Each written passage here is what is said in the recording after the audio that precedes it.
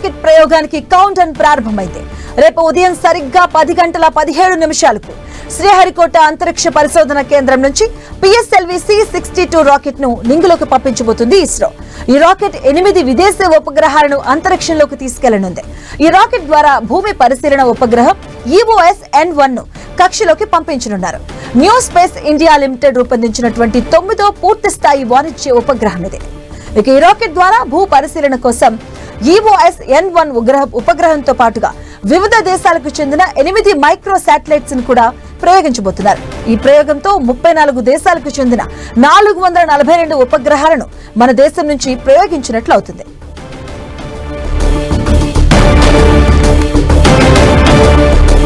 PSLV C-62 rocket ప్రయోగానికి సంబంధించిన మరింత సమాచారం శ్రీహరికోట నుంచి మా ప్రతినిధి దేవకుమార్ అందిస్తారు.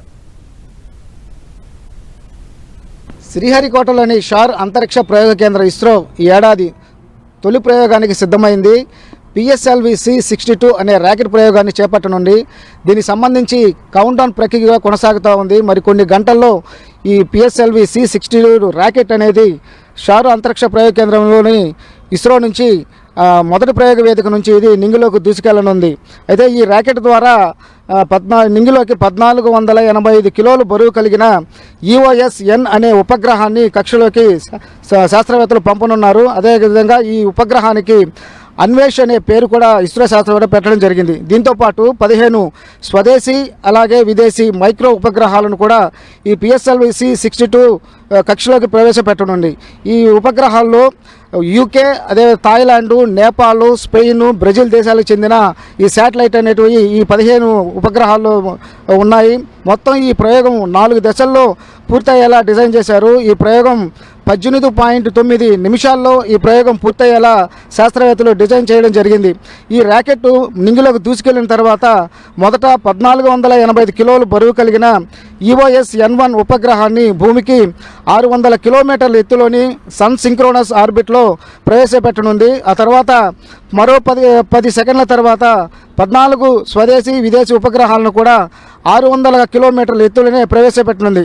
ఆ తర్వాత PS-4 దశను రీస్టార్ట్ చేసి స్పెయిన్ దేశానికి చెందిన కిడ్ అనే పేలోడ్ను ప్రవేశపెట్టి ఈ రెండో దశలో పసిఫిక్ మహాసముద్రంలో పడేలా ఈ ప్రయోగాన్ని శాస్త్రవేత్తలు డిజైన్ చేయడం జరిగింది. అంతేకాకుండా ఈ ప్రయోగంలో ఇస్రో ప్రపంచంలోనే తొలిసారిగా ఫార్మేషన్ ఫ్లయింగ్ టెక్నాలజీని వినియోగించడం జరుగుతోంది.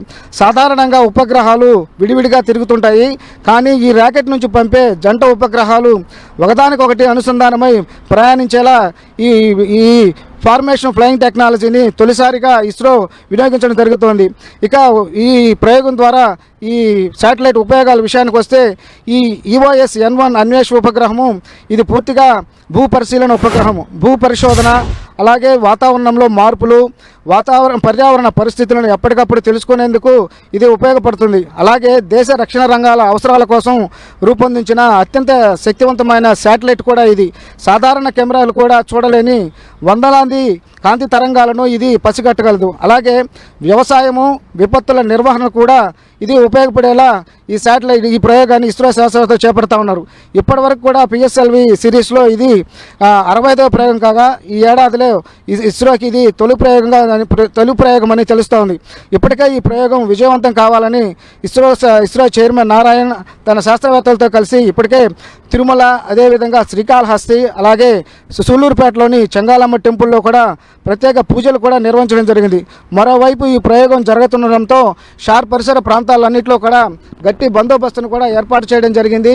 అలాగే అక్కడ ఎవరికి కూడా అవాంఛనీయ ఘటన జరగకుండా అక్కడ స్థానికులను అదేవిధంగా కూంబింగ్ నిర్వహించడము, అదేవిధంగా స్థానికులను ఎక్కడెక్కడ తనిఖీలు చేయడము, మరోవైపు CSF దళాలు కూడా అక్కడ పర్యవేక్షించడం ఇలాంటి అన్ని చర్యలు కూడా తీసుకున్నారు. మొత్తానికి ఈ ఏడాది ఈ ఇస్రో తొలి ప్రయోగం చేపడుతుండడంతో ఈ ప్రయోగం విజయవంతం కావాలని అయితే యావత్ భారతదేశంతో పాటు ఇతర దేశాలు అదేవిధంగా మనం ఎంతో ఆసక్తి ఎదురుచూస్తున్న పరిస్థితే కనిపిస్తోంది. మొత్తానికి మనం కూడా ఈ ప్రయోగం సక్సెస్ కావాలని కోరుకుందాం.